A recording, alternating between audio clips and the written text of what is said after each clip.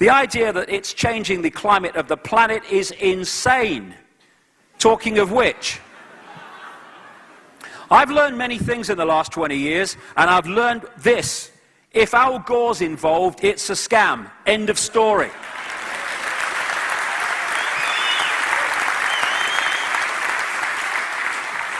Of course they give him the Oscar for his rubbish, ludicrous documentary. Of course he gets the Nobel bloody Peace Prize, because the people that want this thing out there control who gets those things. And we have, oh, you know, if it's a scam, Madonna's singing on the bloody stage as well, it seems to me.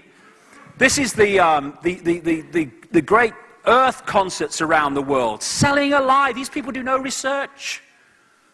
And here's the global warming survival handbook for those live Earth concerts, written by David de Rothschild.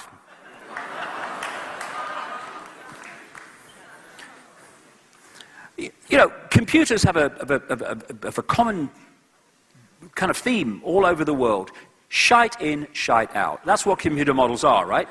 If you put rubbish data in, you're going to get ridiculous data out, and that's what these climate models are. And the idea is to scam us into a state of survival and a state of giving our power away, more and more taxation, more and more international law to dictate to us what we can and cannot do on the basis of saving the planet. New world order to save the Earth. The Earth don't need saving. If you mess with it too much, you'll kick your butt off it. No need saving. Bigger than you are. Do you know sometimes when I go outside and it's cloudy and the clouds move and the sun comes out, it gets warmer. Have you noticed that? I think the sun and warmth have some connection. I feel it in my water.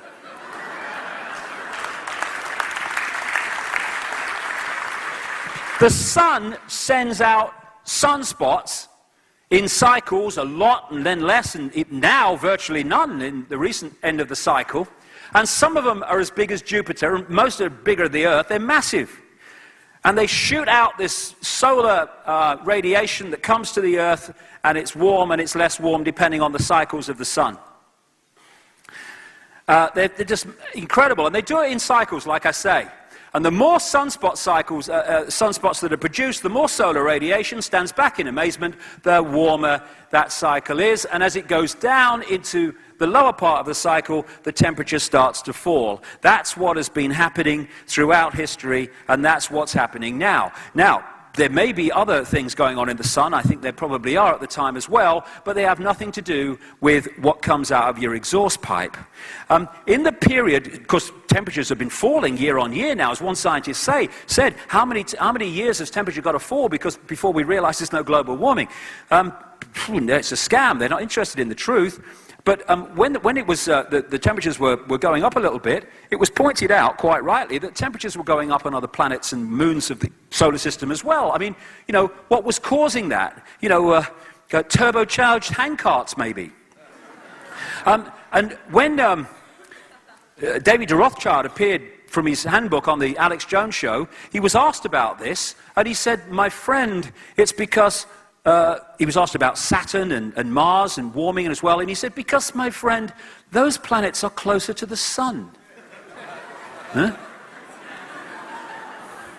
That's what you're dealing with. So, if you go back 1,000 years, 800 years, we went through what was called the medieval warm period, when temperatures were significantly higher than they are today, okay?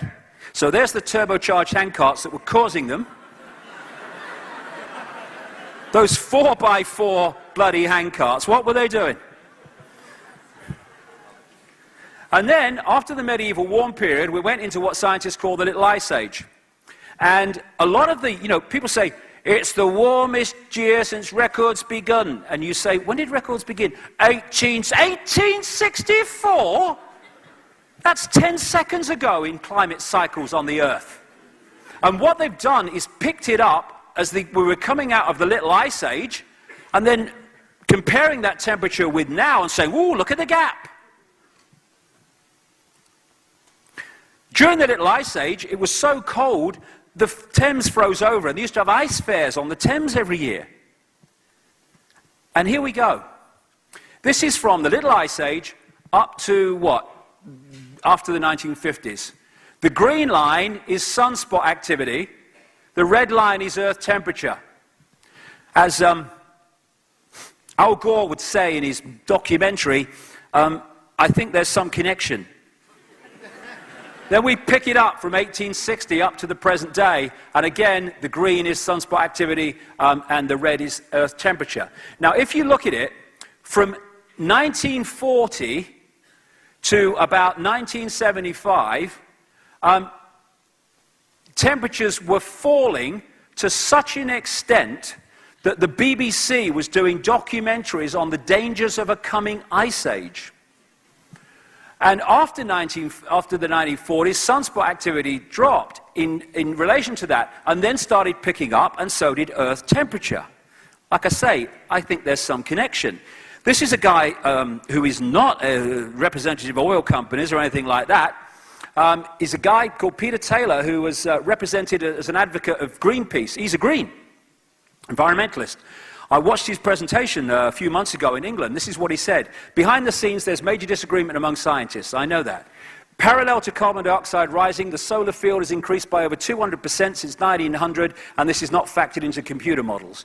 Global temperature is not rising as predicted. In fact, it fell by a whopping 0.6 degrees over the last 12 months, as much as it had gained in the previous 50 years. Many of the apparently random fluctuations in past temperature, like when the Vikings grew crops in Greenland, correlate with variations in the solar electric field. Between 1983 and 2001, cloud cover, according to the International Satellite Cloud Climatology Project, fell by 4%, more than enough to heat oceans and account for global warming. A spate of recent science shows that temperature oscillations are timed by solar cycles, that the jet stream is affected by the solar wind, and that past high and low points in the solar cycle correlate with past temperature swings. It's the bloody sun.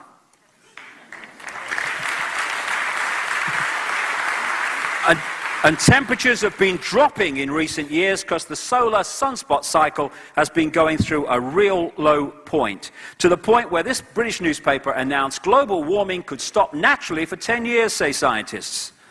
Oh, but when it starts again, ooh, we're in trouble. Oh, yeah.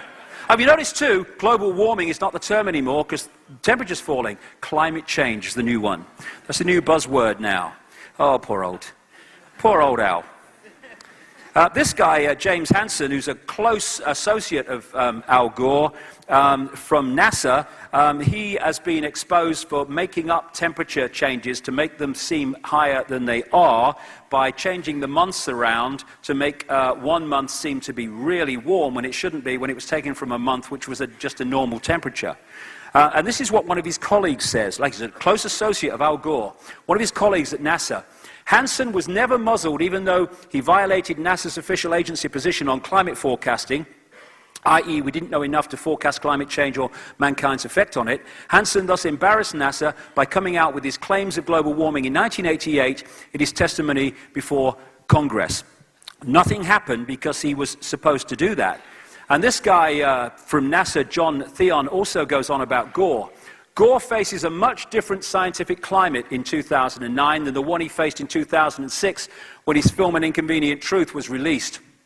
According to satellite data, the Earth has cooled since Gore's film was released. Antarctic sea ice extent has grown to record levels, sea level rise has slowed, ocean temperatures have failed to warm, and more scientists have publicly declared their dissent from man-made climate fears as peer-reviewed studies continue to counter warming fears. This very week, this world expert in sea level rise has said, despite fluctuations down as well as up, the sea is not rising. It hasn't risen in 50 years. And quite apart from examining the hard evidence, the elementary laws of physics, latent heat needed to melt ice, tells us that the apocalypse conjured up by Al Gore and company couldn't possibly come about. And this is interesting too. He said this, the same man. When asked to act as an expert reviewer on the International Panel of Climate Change's last two reports, he was astonished to find that not one of their 22 contributing authors on sea levels was a sea level specialist, not one. Yet the results of all this deliberate ignorance, absolutely, and reliance on rigged computer models have become the most powerful single driver of the entire warmist hysteria.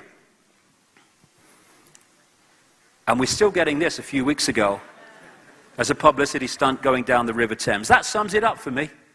There you go. That's what it's all about. Bullshit. And what has Obama done? What are governments all around the world doing? They are appointing people who